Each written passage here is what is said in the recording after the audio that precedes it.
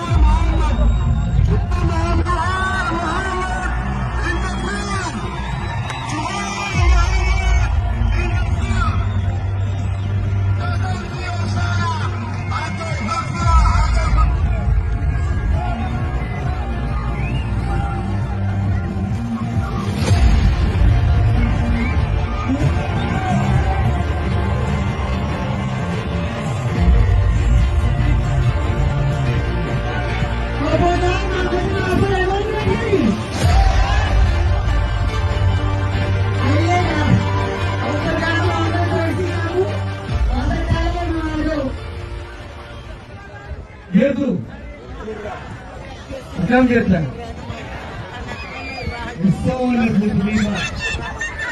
There is no good day.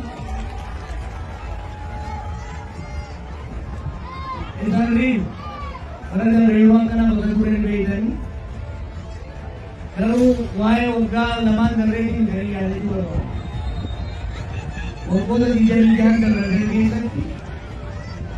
Osmana was a place where we carry the Ummah.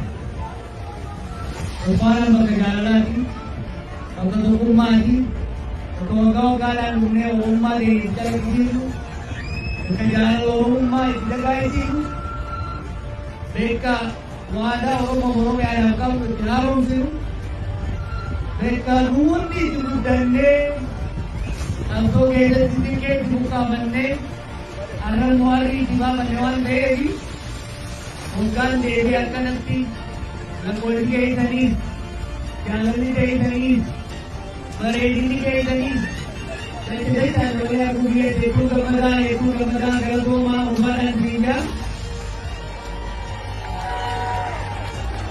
Berada di itu dari berada lagi di orang itu dua tinggi Umaran sedangkan adat sedangkan kita jangan kayo tanis